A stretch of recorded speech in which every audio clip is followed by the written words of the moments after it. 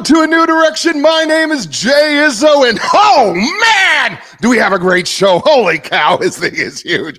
I got to tell you something, folks. Got this great book. It's fantastic. It's called Finding Your Capital S Story. And you go, huh? Well, okay, no, listen to the secondary title. Why Your Story Drives Your Brand. Here's I don't want to steal his thunder, but there's a part of me that really does, because I love Paul Foriga and what he's written here, because he's fantastic. But I got to steal some of his thunder here. Okay, I'm just going to have to do it. Can I tell you something? Do you know what you had long before you had a brand? Do you know what you had? You had a story. Do you know what you had long before you made your first $1 million? You had a story. Do you know what you had long before you had your first employee? You had a story. Do you know what you had long before you had your first customer? Yeah, you had a story. And it's the power of that story that you're probably not telling in any of your marketing. Matter of fact, you're probably doing marketing the old-fashioned classic way, kind of hoping and wishing, right? That something's going to happen, right? Throwing money, flush. That's what we're doing, right? Because we don't know where it's going, but we're going to flush the money down the toilet, aren't we? Yeah. Paul's going to change that for you. That's what he's going to do. He's going to help you decipher finding your capital S story, why your story drives your brand. He's going to help us do that today. I'm telling you, he's going to be fantastic. The book is great. It really is. And you're going to love him. Before we do that, though, let's do what we do every week, right? And that is, I walk you through the 4 areas of your life and your training. Look, we're 4-part people. We are physical, mental, emotional, spiritual people. All right. And, we've interviewed generals who have been in Iraq on the show. We've interviewed Special Operations Forces guys, Green Berets, Navy SEALs, Delta Force guys on the show. And they've all said the same thing. You know what? You're only as good as your training. And you need to train 4 areas. You need to train physically, mentally, emotionally, and spiritually. So we have you on the show. Ask yourself to rate yourself on a scale of 1 to 10 the last 7 days in these 4 areas. And so it goes like this. So 1 being miserable, 10 being outstanding, 5 being average. Physically, how would you say you're doing when it comes to eating right, getting enough exercise, drinking enough water, and getting enough sleep? What score would you give yourself out there? Right now, if 5 is average, 5 is average. Okay, you say, yeah, that's pretty good. It's fine. I think, okay, good. 5 or 6, great. The number isn't as important as just having a number that you know where to start and where to improve. Okay, that's what's really important here, right? Because, if you say to me, well, Jay, you know what? I haven't been doing well. I'm a 2. Okay, that's fine. And nobody's here to judge you about being a 2. But what can you do to get yourself to a 2.5? What could you do right now to get your training going, right? That's what's important, right? That's what we want from you.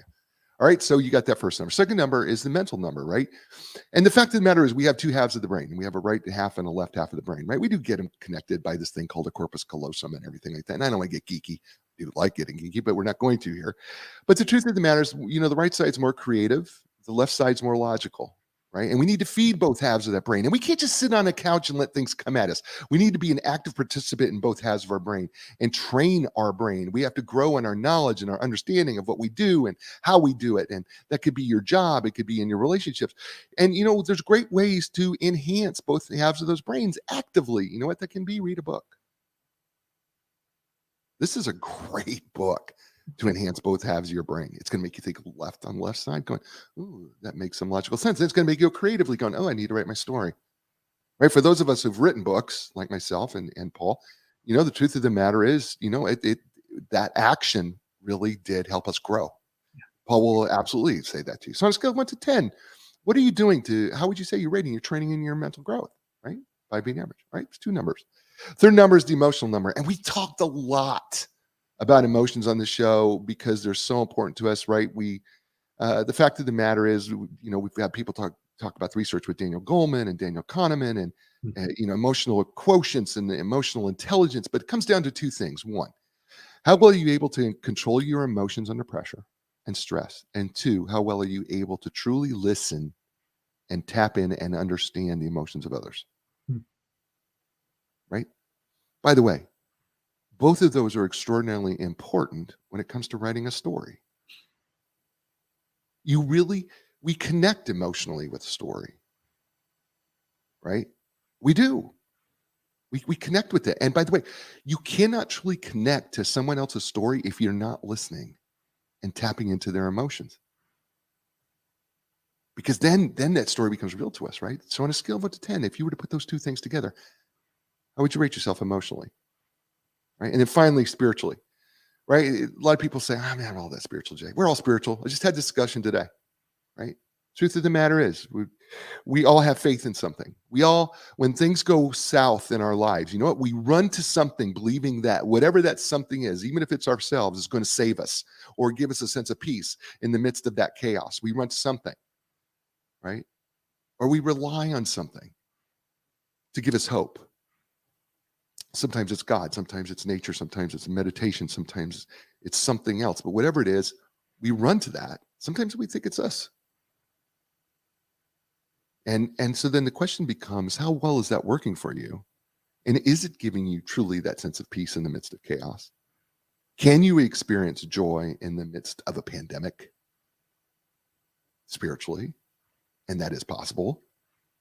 And on a scale of 1 to 10, how are you doing exercising that? Those 4 numbers are like the legs of a chair. If the legs of the chair are uneven, guess what happens, right? Bad posture, right? Over the course of time. At the same time, if the legs of the chair are too low, right? We can't eat at a table that can give us good nutrition. And that, my friends, is something that Paul Foriga has all his legs at the right height and they're all at great level. He is a president and chief storyteller of WordWrite, which since 2002 is a perennial top-ranked firm. Paul's passion for storytelling inspired him to form WordWrite, as a matter of fact, and to focus on developing the concept of a capital S story. Huh. The story above all others that explains why someone would work for an organization like yours, buy from an organization like yours, or even partner with or invest in an organization like yours. Before founding WordWrite, Paul was a vice president of Ketchum Public Relations, where he served clients including Alcoa, Bridgestone, Firestone, and Rutgers University, just to name a few. He also spent 2 decades as a journalist. He's edited the Pittsburgh Business Times, was an editor and correspondent for the Thomas Washington, D.C. Bureau, and was senior editor of the Ohio Weekend, former and reporter for the Cincinnati Enquirer. He currently resides in the greater Pittsburgh area with his wife, Brenda, who is also his partner at WordWrite. Ladies and gentlemen, please welcome to the show, and welcome for the first time ever on A New Direction, Paul Foriga. Paul, welcome to A New Direction. Jay, thanks for having me. Great to be with you and your audience. Thank you so much. Well, Paul, listen, we're going to dig right into this book. I told you we would. So we're going to go into it. One of the things that you jump right out at us, actually in the introduction, I thought was great. And most people just say entitle their introduction. Of course, a storyteller is not going to do that. They're going to actually entitle their introduction why there are stories and there are stories. Yes. And the very first thing you say is, you know what? Great stories can sell products and services, and they can move our hearts and minds, and they inspire action. How do stories do that? And how do we kind of wrap our mind around that for business purposes? Stories are baked into our biology, Jay. Going back to the very beginning of time, human beings, the very first way that one human being communicated to another, any kind of a complex idea or thought, was in the form of a story. I often say that storytelling is the original communications medium. No batteries required. All you need is your brain. Right. And, you don't even need visual aids, right? I mean, there was this thing decades ago called radio dramas that was the foundation when TV came along for creating soap operas and many other things that we take for granted on TV, decades and decades later. But going back in time, even in societies where there was no written word, there was somebody who held the job, essentially, they may not have called him this, of storyteller. Because for any culture and any family or any organization, remembering why you were founded, what your passion is, what you're doing on a daily basis, and why it matters requires a story that can be shared and that the listeners, the audience, can take in and become a part of in order to create something greater than the sum total of the individuals. I don't want to get into the biology of it, but the truth of the matter is you do in this book, and I want people to understand that you spend actually 2 chapters, the first 2 chapters of this book, yes, helping us understand that there is a biological, and by the way, it's been demonstrated over and over scientifically, Princeton University and other universities and other research with fMRIs and other ways that they have demonstrated that the stories that people really resonate. There's actually a resonation. There is a coupling Yes. that happens when people tell the stories. And I want people to, and I don't necessarily want to get into that in detail, but maybe let's do just a quickie of, talking about what happens when we hear a story real quick, maybe in a little bit more of that biological detail, just if you can do that, if you think. Absolutely. So these fMRIs and other imaging tools have demonstrated that when a storyteller is sharing their story, there are certain kinds of brain activity in their brain, and we can now see it with these pieces of equipment. What they've learned is that a person who's taking in that story, if it's a great story, the same things happen in their brain that happen in the storyteller's brain. What I often say, Jay, is it's like dancing. I'm sure a lot of the audience probably doesn't know Rodgers and Astaire, the great dance team from the 30s movie musicals, but think about it. When a couple is dancing, one person is leading, that's the storyteller, and the other person is moving along in rhythm with them. That's how great stories work on a biological level. And why is that? I mean, because I think maybe the audience maybe has a little skepticism, maybe Right. perhaps going, yeah, but right. I get it, Paul, because I love Star Wars too. Okay. And Star Wars is great, but Yes, it is. I don't think in my business I have a Star Wars story here that people are going to be very interested in. Right. Jay, I hear this so often, and it's wrong to compare yourself to Star Wars any more than if you decide to take up running or strength training to compare yourself to somebody who's won an Olympic competition. Except for this, the folks who do it the best can teach you how to do it for yourself. Mm. And the second point that's really critical: nobody and no organization in the world owns this one marketing asset that you do: your story. It is uniquely yours. And in the world of business today, Jay, if you're looking for that special something that sets you apart from the competition, you already have it. You just may not be using it to its best advantage. Let's go there. This is a tangent I wasn't thinking about going on, but you've opened the door, counselor. So now I'm jumping Okay. in. Very well.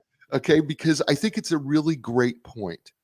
Because in a lot of industries, and I'm thinking more of the service industries because I have a lot of people on the show who are in Yes. services like real estate, insurance, Oh, yeah. financial, et cetera, so forth. Right? They all kind of look the same, Yes, they do. and because they're all doing kind of the same thing. Right.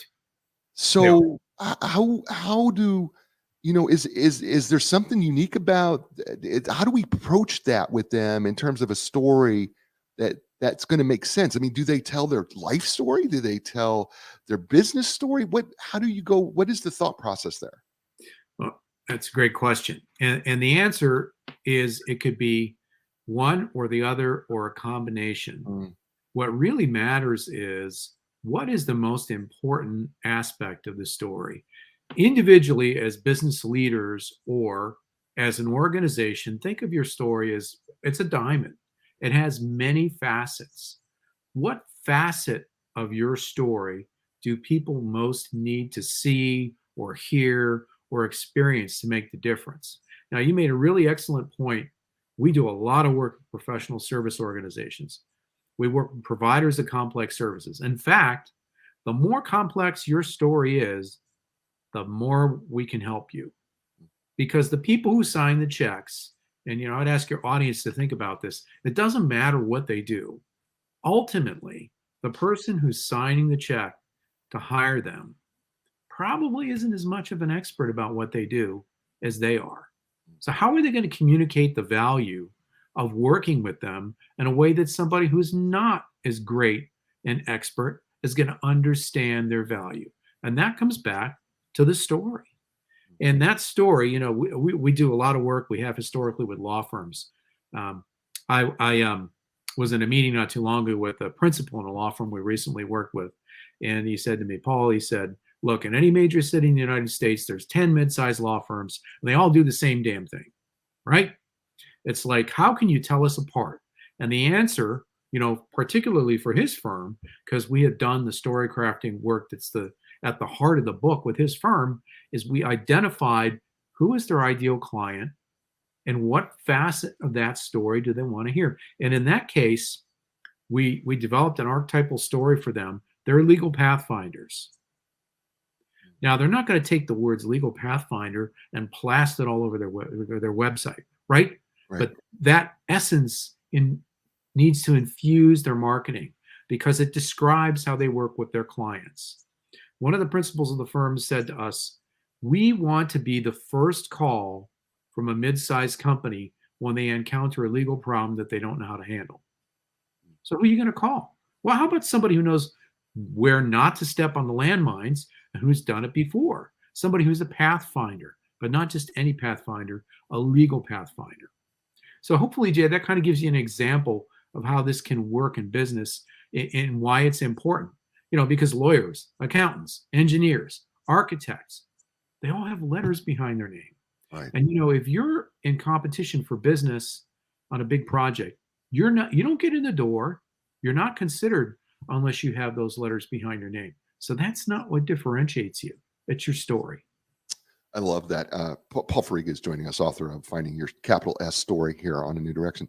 Paul, I want to talk about chapter 3, what's wrong in marketing today, yes. The squandering legacy of John Wanamaker, because first of all, fascinating story. And I don't know that people actually know the story of John Wanamaker. I think for a lot of people in business, they probably are thinking, well, why is that important? But he really is important.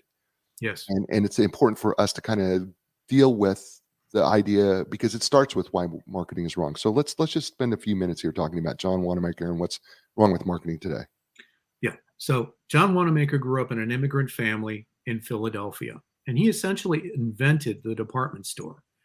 Now, I know department stores are kind of on the wane now, but for your audience, consider that most of the ways that consumer products are marketed today were essentially invented by John Wanamaker.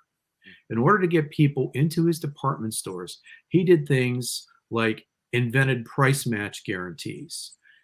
He made shopping an experience to the point that some of his larger stores had music halls in them, and he would hire orchestras and performers to be right there in the store to keep people in the store all day long. He did the first advertising. He and his original copywriter, who was kind of an irascible crank, a former journalist, are in the Advertising Hall of Fame. Now, if anybody's familiar with the Seinfeld show, Eileen works for a while at a Peterman catalog, I think is the name of the company. Yeah. Right. That concept of, a catalog writing all kinds of stories about the products, that was invented by Wanamaker. Mm. He did not believe in traditional advertising. He believed that every product that they sold needed to have a story, and that it was the story about the product that got people to buy the product. Mm. What happened since Wanamaker is all of his great thinking was twisted by the technology of the age, which first was radio and then television, which created the entire modern advertising industry. I'm telling you, Jay, there is no science that proves that a 15-second ad, a 30-second ad, or a 60-second ad is effective in communicating a marketing proposition. The only reason why we have 15, 30, and 60s, and maybe sometimes 90s in 2 minutes, is because a week is 168 hours. And if you're going to run a TV station or a radio station or a network, you're going to chunk up the time and sell time into these little bits and bytes. Right. And so now the amount of time that's devoted to communicating the story drives the story instead of the story driving the story. And that's a big part of how we get to the Mad Men era and people being all excited about what I would consider in many regards to be the wrong things, right, about communicating the value of a company or a product or an organization. His name is Paul Foriga, right? And we're just getting started here. The book is entitled Find Your Capital Story. You're listening to him here on A New Direction. Folks, I'm going to tell you something. I have been injured and I have had surgeries, and I go to Epic Physical Therapy, who happens to be one of my sponsors. And I got to tell you something. When you walk in the door of Epic Physical Therapy, first thing is that they know my name, right? Then the second thing you do is you meet your therapist, and you're sitting down and you're on a table and you look around, and all of a sudden I see professional athletes. But that's not the best part of the story. The best part of the story is I am being treated individually just like one of those professional athletes at Epic Physical Therapy. Man, that gives me confidence. It really does, because I know that I'm important to them. So when you're ready for your epic relief, your epic recovery, and your epic results, I have to be honest with you. I go to Epic Physical Therapy, and I think you should too. I learn more by going to epicpt.com. That's EPICPT.com. And Linda Craft at Team Realtors. Let me tell you about Linda Craft. You know, in 1985, she was a single parent who started real estate when interest rates were 18%. And you know what? She has been at the top of the game in every market since 1985. She knows how to weather the storms and how to help you sell or buy a home in the market and negotiate that for you. That's what she's done, because she had to do it for herself back in 1985. I'm telling you, she can help you with your home. I'm not making that up. She's been through the storm. She knows how to do that. And you know what? There's a reason why her clients say she's a legend when it comes to customer service. So when you're ready to sell your home or buy your home, start with Linda Craft at Team Realtors. You can learn more by going to lindacraft.com. That's LINDACRAFT.com. And we're back here on A New Direction with my new friend, and I really enjoy his book. It's Paul Foriga and his book, Finding Your Capital S Story: Why Your Story Drives Your Brand. You know, one of the things you talk about in this chapter with Wanamaker, which, by the way, fascinating story, and what people don't understand, this is 1838, by the way. Yes, right. He was born in 1838, right? Right. Yeah, so throughout the 19th century, right, Right. he's Right. making his mark. Yes. Right, which is even makes it even more fascinating that the things that we're carrying over today, he was doing. You know, he was starting Yes. starting then. You know, I mean, you know, music in the stores, right? We hear the music track over the stores. The difference was he had an orchestra. That's right. In his buildings is what he was doing. But I think what's interesting in today's world, and you make a point of this, is that the millennial generation, which is the largest now, by the way. Yes. Of all the generations. Yes. They don't trust advertising. They don't. They trust stories, is what you say. Yes. Yes. And there's research that demonstrates that. University research, and also a lot of polling over the last 10 or 15 years, Jay. And there are reasons for that. If you think about younger folks today, and of course, some of the millennials are now at age 30 and past, right. Some of them nearing 40, but think about what happened during their formative years. A lot of world-shaking events that caused many, many people, not just folks in that age demographic, to reconsider their sources of information and the institutions that they trust. And again, I know I love the show Mad Men, and I have to say that when I got into the industry, there was still a little bit of that stuff around. It was fun to be around a little bit. But the idea of putting lipstick on a pig and selling products or ideas or services disingenuously has attached itself to the agency world and to marketing in general. And millennials would rather get on social media and see people they trust using a product or a service.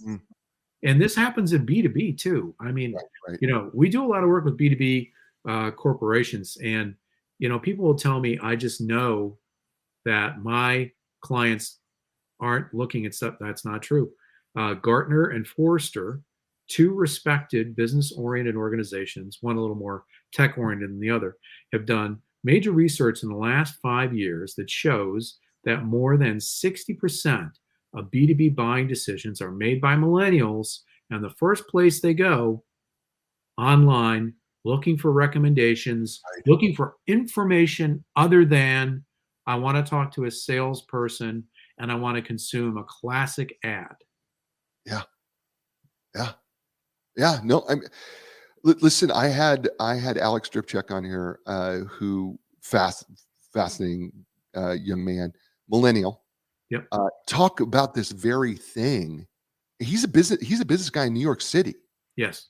right? I mean, he's a businessman. He is a top level business executive in New York City, and he's talking about this very thing. In B2B, it's me. Yes. I'm the 36-year-old in B2B Right. that makes the decisions. Everybody thinks it's the 60-year-old guy who's making the decisions in B2B. It's not. And I think we're just missing a great opportunity, or we're not great opportunity, but we're missing the point of that you're no longer commuting to, sorry, Paul, but to you and me. Right. Yeah, that's absolutely right. And where the older folks are still in the mix is they'll tell the younger folks, go out and research this and tell me the top 3 vendors or companies that we should work with. And Right. so where do those younger people go? Where we just said they go. Right. So, the 60-some-year-old person or 50-year-old person, they don't really know the source. So maybe they're a bit disconnected, but that's where most of the research is being done. Right. It's being done in places other than, you're not going to stay up late and watch an infomercial to make a 7-figure B2B investment. That's not the way that works. You're also not going to go back to the 1970s and have somebody come in with flip charts and do a presentation to you. You're going to get online and you're going to go look at a bunch of review sites. You may read some articles. Hey, you get on YouTube and watch some videos, right? There's a number of places you're going to look. And any one of those outlets, I say, story, story, story, story. What story are you telling? Right. Yeah. Which, by the way, what a great segue into chapter 4, uncovering your great untold story. Because it really is, right? Because you actually do say something in the previous chapter that storytelling returns. It was never gone, right? Yes. In reality, it really wasn't. But then you tell your story, your path. So why don't we start talking about, find your great untold story is the subtitle of this, and talking about context, meaning, and perspective. Why do those 3 things, are they important when we're trying to develop our own story? Right. So, in the book, I give this example, and this will, of course, describe my age if people haven't already figured it out. But, I love the Blues Brothers movies. And in the original Blues Brothers movie, the John Belushi character and his brother get out of jail, and they're in a band. And they want to get the band back together and play. And the Belushi character, well, he's kind of a small-time con artist and liar. So he lies to the band to get them together and tells them that they have a gig. Well, they don't. So he essentially steals a gig at a country bar from a country band. And the Blues Brothers it's a blues band. So, they get in there and they start playing, and the stage has like a screen and stuff on it. It's chicken wire. The band are like, why is this here? And they start playing some blues, and people start throwing things at the band, and the screen comes down. And they very quickly realize that that's why the screen is there. And you know what? These people don't want to hear a blues band. So I think the only country-ish song they know is Rawhide. And I think they wind up playing that for like 3 hours. Yeah. So this is, a hilarious illustration of perspective, context, and meaning. It's like the right story has to be shared with the right audience in the right place, right? Another example that I have in the book is the 3 tenors. Oh, yeah, right. Yeah. Pavarotti and 2 of his friends. And one of them was very ill with cancer. And so they did a benefit concert, not just for the friend, but for a nonprofit that had been helpful to one of the other 3 tenors. It was a smashing success. And they decided that they were going to take their show on the road. But, all of you in the audience who regularly attend opera concerts, raise your hands. Okay, the 2 of you can put your hands down. So now what happened is, and by the way, I love opera. I'm actually classically trained musician. So that's not what I'm getting at here. What I'm getting at is this.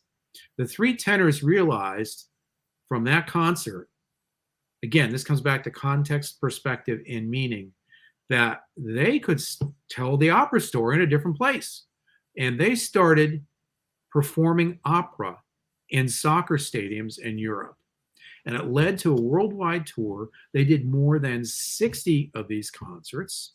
And by the end of the time they were doing these concerts, Jay, they were averaging at least 1 million to 2 million gross each night they perform.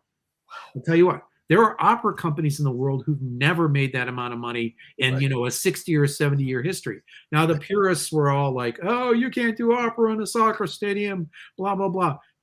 That's not the point. The point is, if you have a story to share, in a perspective to share, the context and the meaning are really what's going to drive your success.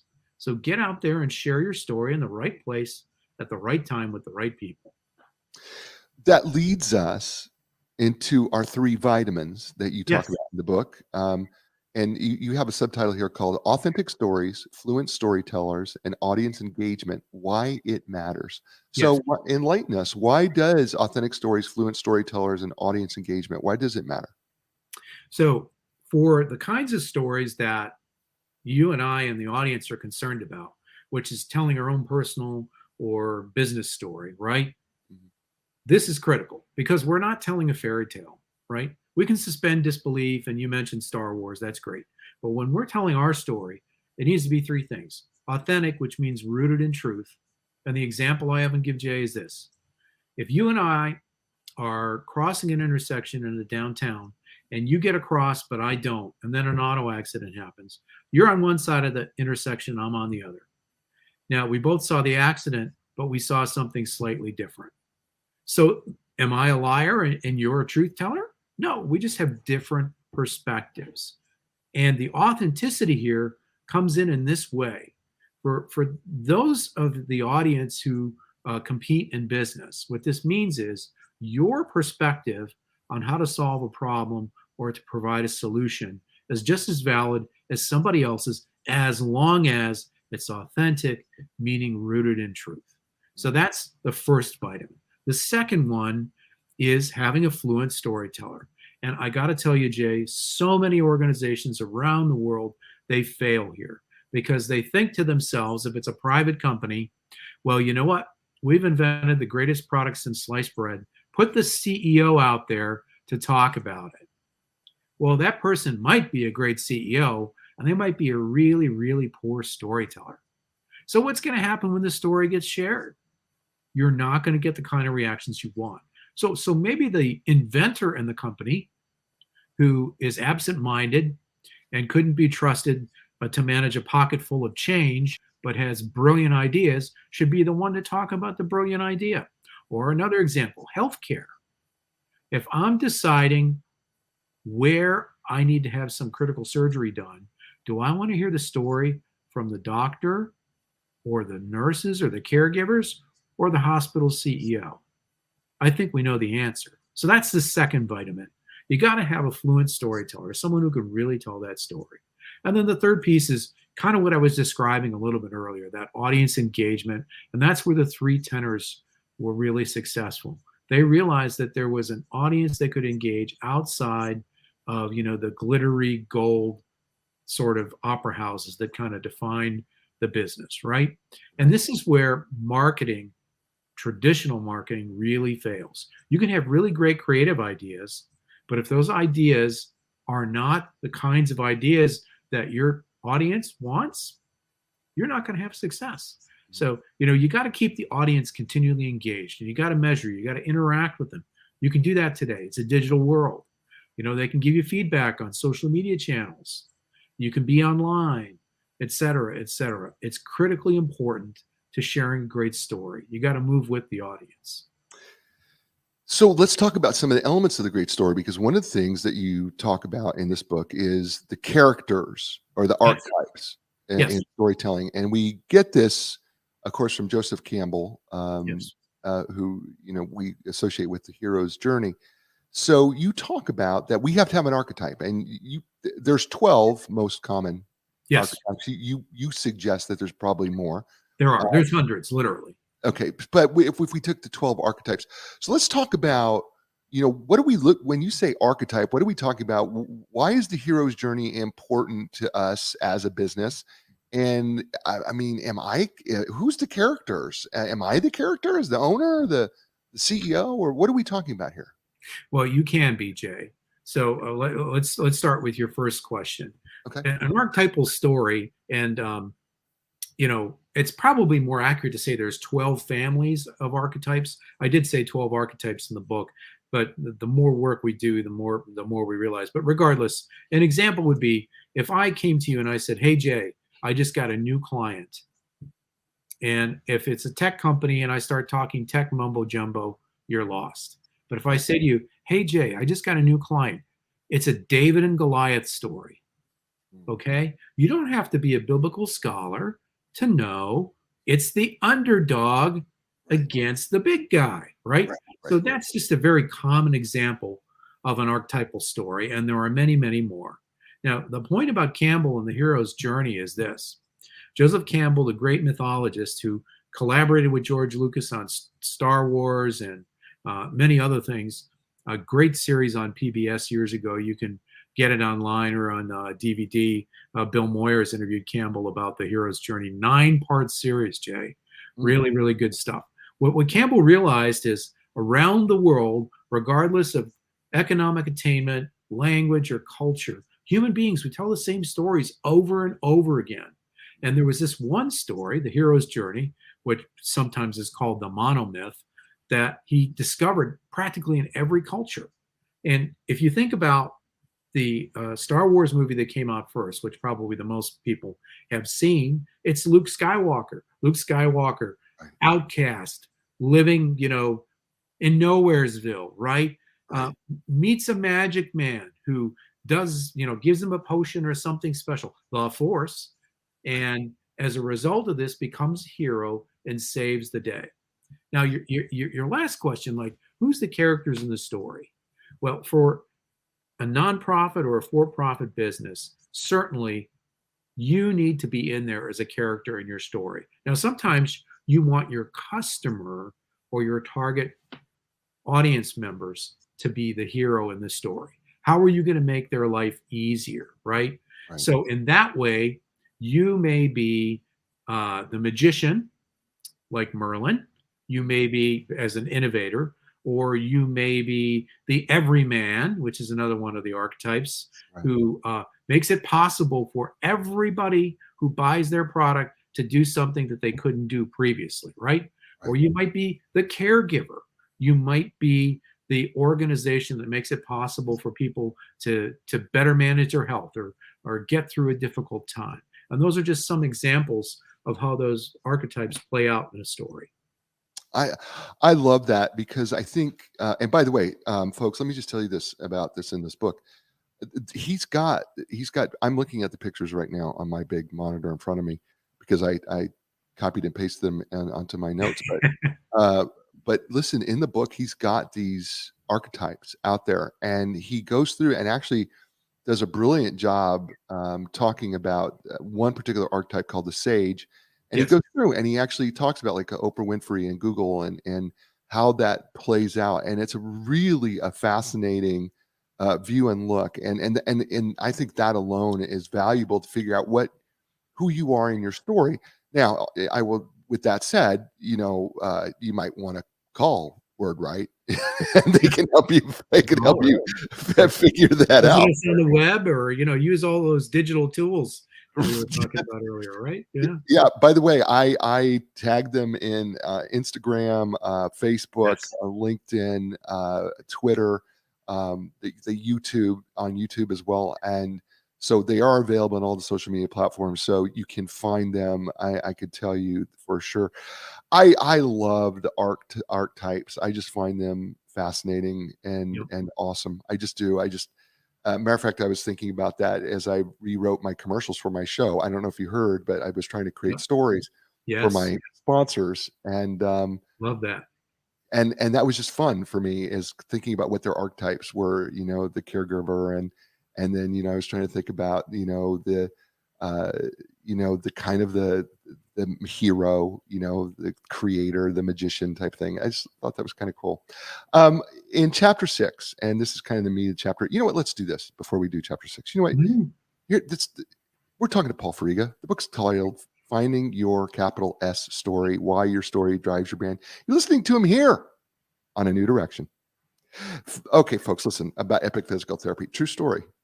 I walk in to Epic Physical Therapy, right? And I'm having some knee issues. I had a knee surgery, and I fell in love with a particular piece of equipment that they have, where they literally put this whole sock over the top of my knee, and they fill it with this ice cold water, like 38 to 40 degrees, and it compresses my knee at the same time.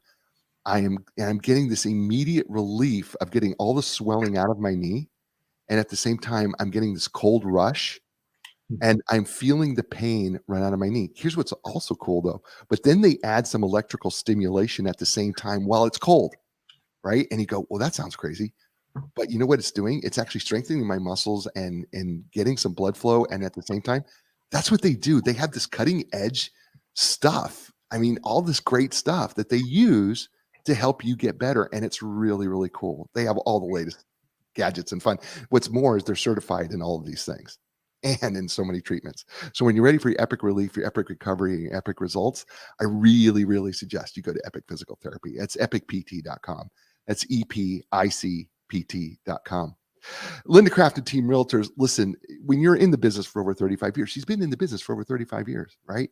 Her first customer, who in 1985 she sold in a little golfing community in 1985, still comes to see her today because she does what they call Pie Day at Thanksgiving, where she gives out a pie to all of her customers. Huge pie, by the way, apple or pumpkin.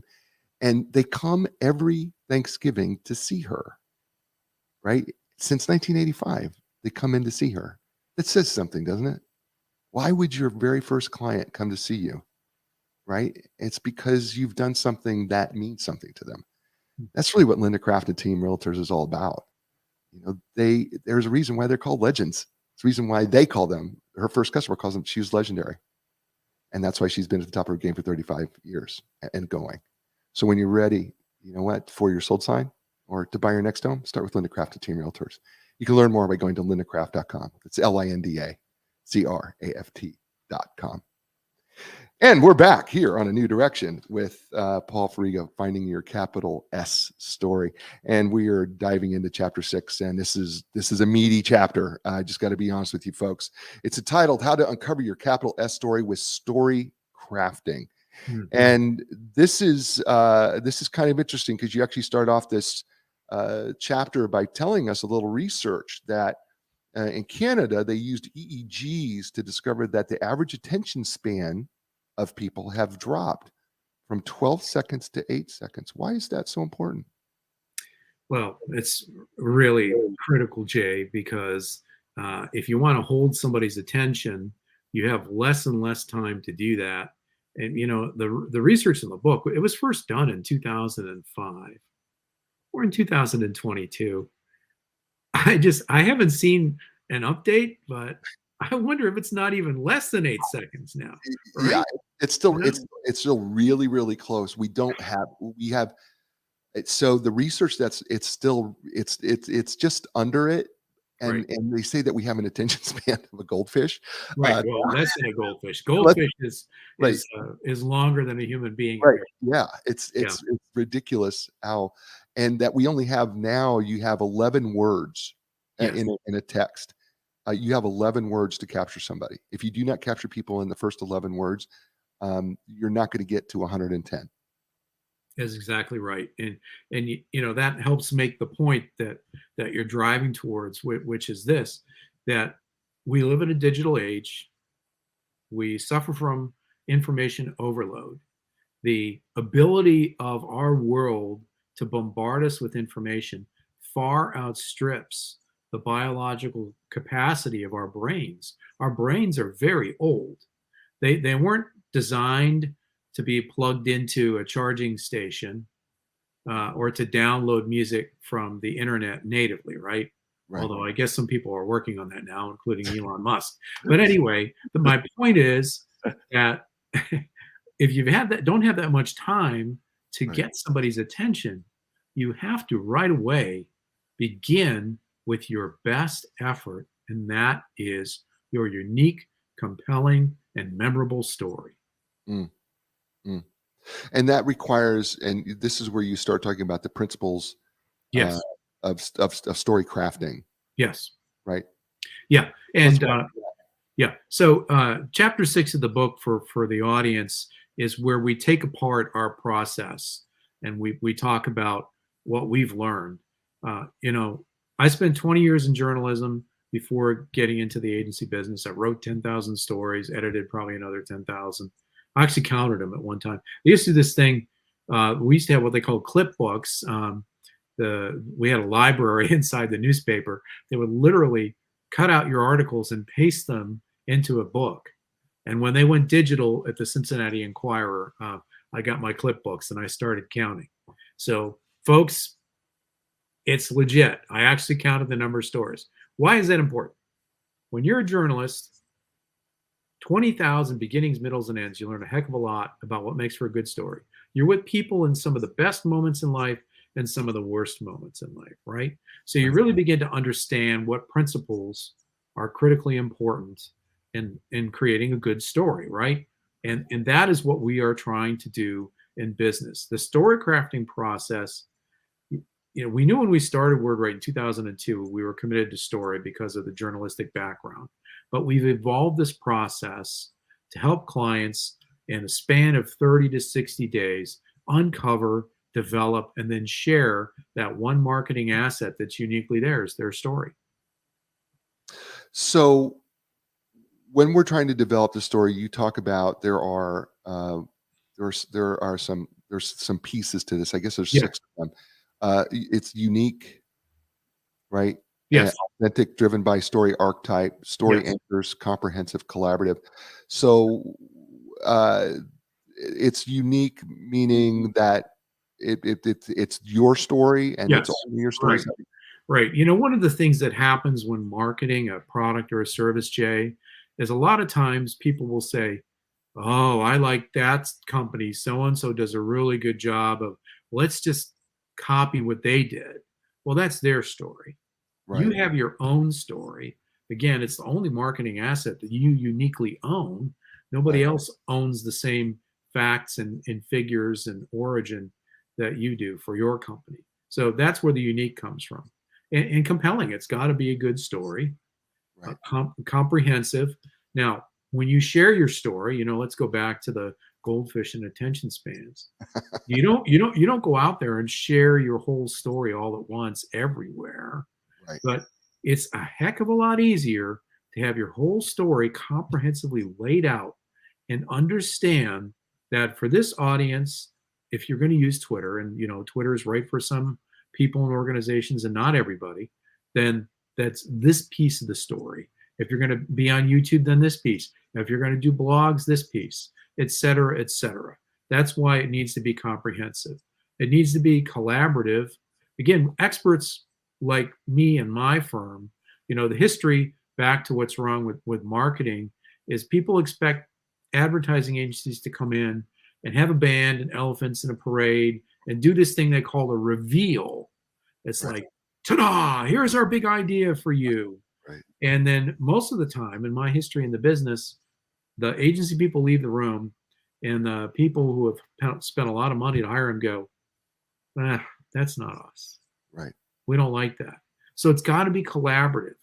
Whether you do this internally or you engage somebody externally as well, you got to really touch all parts of the organization. Jay, I'll give you a real great example. I'm sure pretty much everybody in the audience has this today. We're in this thing called the Great Resignation, right? Right. In your organization, if you're successfully hiring people today, don't you think the HR people are telling a pretty good story about why people should join your organization? So if they're not part of the equation, when you're figuring out how to share your story, if you're not collaborating with them, you might be missing something really important. Mm. I'm going to jump on that a little bit because this is a conversation that was extracurricular to the book, so you're getting bonus coverage, folks. Uh, but it's also could be where the HR departments create the story of why you should stay. Absolutely. Yeah. Yeah. We're in this tremendous world of challenge. And one of the reasons why we do have the great resignation is because people don't see a reason for a variety of specific purposes to stay with an organization. Yeah. So if you need to keep your people, right? What story are you sharing with them? Right. Because that's critical right there. Right. And Absolutely. that's brilliant. That's really good stuff right there, Paul. See, this is why you are who you are. I mean, that was good. That was really good there because that wasn't even in my notes. That was you just got bonus stuff. I love that. Let's how it works. Phase one, Yes. story plotting has two parts. The Yes. first part here is the 5 burning questions. Oh, and I Yes. love these questions. So I'm going to say them, and I'm just going to let you expand on them. Okay. Sure. What is your organization's purpose? And you're asking that question because I've never met anybody in business who wants to have one transactional sale. They want a relationship. And the best clients or customers aren't interested in a transaction. They're interested in a relationship too.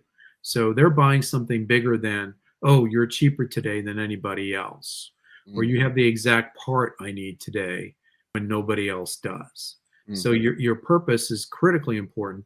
Simon Sinek has a relatively new book out called The Infinite Game. It's great. Highly recommend it. In the book, he talks about, and this is so perfect, Jay, for where we are in the world today. He talks about just cause companies. So what is your just cause is another way of talking about your business purpose. Every for-profit business in the world should be in business to make money, but there's more than that, right? It's like, why are you selling what you sell to who you sell it to? Because you could be canning toxic waste instead, or maybe you already can toxic waste, which would be a hazardous and dangerous job. And there's a reason why you do that I'm sure is pretty interesting, right? Right. So that purpose has to come first. Right. I got it. Okay. Second of the 5 burning questions, what is the market demand for what you do? Right. And it's interesting. Generally speaking, organizations we work with don't have a good handle on that. And I'll give you an example. We work with a specialty accounting firm some years ago, and they came to us and they said, oh, our market is in bad shape. We think we need to get out of it. Okay, so through story crafting, we looked at that. They also said we're a market leader. Okay, so it just so happened that the industry they worked in, we were able to get a lot of government data from the federal government. Right. And what we discovered was 2 things. One, even though they had less than 5% of the overall business in their industry, they were indeed a marketing leader. And 2, that market was still very vibrant. And so we were able, by looking at that from an outside perspective, to help them understand that even though they were worried and concerned about what they were doing, that they still had a great opportunity. A lot of times people will say we're a leader in our industry, or these are our competitors, but they don't have any numbers around it. You ask the follow-up question, well, how do you know that? Well, I don't know. In the old days, I see them at a lot of trade shows. I see all their ads everywhere, whatever, online, right? So get the facts, right? Root it in the data. Question 3 was, what competitive position distinguishes you from you and your competitors? Right. So a great example here is probably 95% of the organizations in the world start with, we have great customer service. Right. So if 95% of everybody in your market has great customer service, is that really what your differentiator is, right?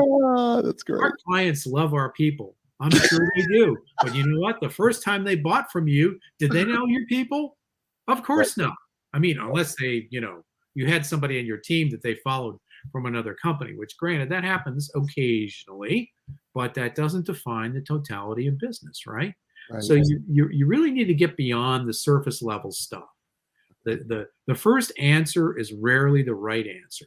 That's So good. this is all about digging deeper and really understanding why is it that people buy from you and not your competitor.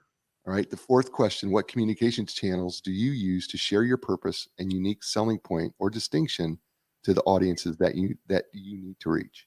Right. And this is both a current state question and a future state question.